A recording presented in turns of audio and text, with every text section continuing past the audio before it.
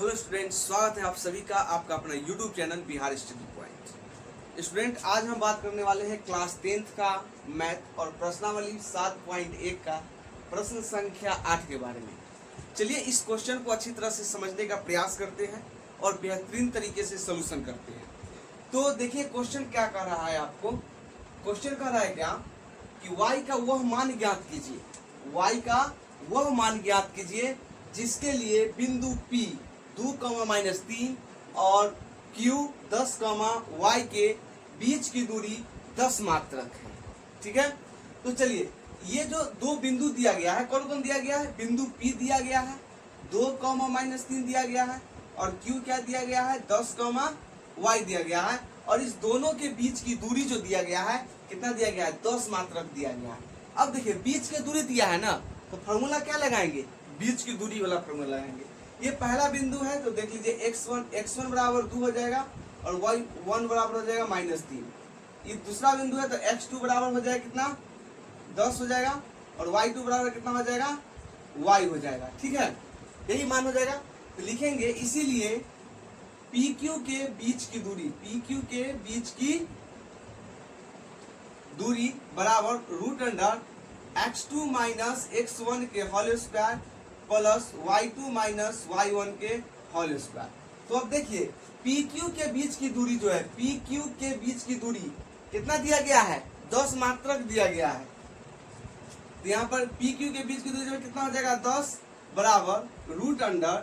अब देखिए x2 का मान कितना है? 10 माइनस x1 के मान कितना है?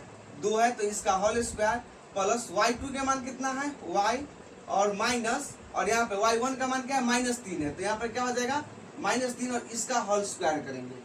ठीक है ना। अब देखिए तो क्या हो जाएगा आगे? 0 बराबर √।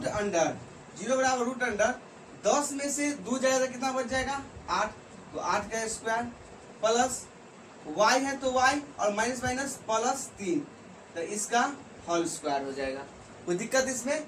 अब देखिए अब यहाँ पे हो जाएगा क्या? 10 बराबर √8 के स्क्वायर कितना हो जाएगा? 64। और देखिए a प्लस बी का होल स्क्वायर हो रहा है कि नहीं हो रहा है? हो रहा है ना, a प्लस बी का होल स्क्वायर। तो यहाँ से चलेंगे a प्लस बी का होल स्क्वायर, तो a स्क्वायर प्लस 2ab और प्लस क्या हो जाएगा? b स्क्वायर हो जाएगा। तो यहाँ पे हो जाएगा 10 बराबर √64 प्लस y स्क्वायर प्लस 3 दूनी 6y और प्लस 3 के स्क्वायर कितना? 9। तो लिख सकते हैं 10 बराबर √64 और 9 की जोड़ी तो कितना हो जाएगा? 64 और 9 कितना हो जाएगा? 9 4 13, 73 प्लस y स्क्वायर और प्लस 6y। ठीक है, इधर से अगर रूट हटाएंगे तो इधर क्या आएगा? स्क्वायर आएगा ना। तो यहाँ पे हो जाएगा 10 के स्क्वायर बराबर 73 plus y square plus 6y। ठीक है, अब यहाँ पे आ जाएगा क्या? देख लीजिए 10 के स्क्वायर कितना हो जाता है? 100 होगा, और यहाँ पर 73 प्लस में है, इधर आएगा तो क्या हो जाएगा? माइनस में 73 बराबर y स्क्वायर प्लस 6y। तो 100 में से 73 जाएगा तो कितना बच जाएगा? 100 में से 73 जाएगा तो कितना बच जाएगा आपका? तो 73 है, 73 7 80 20 यानी 27 बच गया। तो 27 बराबर y स्क्वायर प्लस 6y हो जाएगा। ई प्लस में उधर जाएगा क्या हो जाएगा? माइनस, इधर बच जाएगा कुछ रहता 0, तो y square plus 6y minus 27। तो लिख सकते हैं इसीलिए y square plus 6y minus 27 बराबर 0 हो गया। अब देखिए यहाँ पर क्या है कि ये जो है से द्विघात समीकरण बन गया। क्या बन गया है? द्विघात समीकरण बन गया है। तो अब इसको सोल्यूशन करेंगे तो देखिए इसको गुणनफल कितना हो जाएगा? 27 और y के स्क्वायर कुछ नहीं है तो a, 27 से कम 27। बिचला के ऐसे तोड़िए, ठीक है ना, कि गुना करने पर क्या आना चाहिए? 27 आना चाहिए, जोड़े घटाने पर कितना आना चाहिए? 6 आना चाहिए। ठीक है, तो क्या हो जाएगा आगे देख लीजिए y स्क्वायर प्लस 9y और माइनस 3y। देखिए 9 3 27 आ जाता है, और घटाएंगे 9y में से 3y गया तो 6y और माइनस 27 बराबर 0। इस दोनों में अधिकतम कॉमन हम क्या ले सकते हैं? y ले सकते हैं, तो इधर हो जाएगा y प्लस 9, इधर से 3 ले सकते हैं, माइनस है तो माइनस, तो माइनस प्लस 3y में से y 3 कॉमन ले लिए तो y हो गया, और माइनस प्लस 9 3 27 बराबर 0।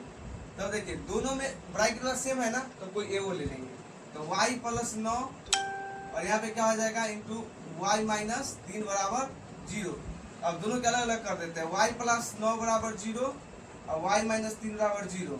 तो y बराबर 0 बराबर इधर प्लस इधर क्या था माइनस, तो y बराबर माइनस 9 हो जाएगा, या y बराबर 0 बराबर इधर माइनस में इधर आएगा था प्लस में, तो y बराबर क्या आ जाएगा 3।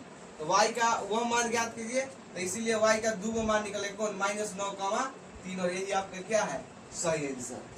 समझ रहे हैं? तो इस तरह से आप क्या कर सकते हैं, आप आसान तरीके से इस प्रश्न संख्या 8 को आप सोल्यूशन कर सकते हैं। आप देखिए क्या है, बीच की दूरी दिया गया है तो बीच की दूरी के बीच की दूरी पर लिखिए, यहाँ दो बिंदु दिया तो उससे वैल्यू निकाल लिए और उस कैलकुलेशन कर दिए, आंसर आ गया। तो इस तरह से आप बेहतर तरीका से जो है आप पूरी तरह से क्लास 10th का मैथ आप अध्ययन कर सकते हैं यूट्यूब चैनल के माध्यम से। तो चलिए आप लोग हमारे चैनल से जुड़िए और लाइक शेयर सब्सक्राइब कीजिए। चलिए फिर मिलते हैं अगले वीडियो में, तब तक के लिए best of luck and thank you.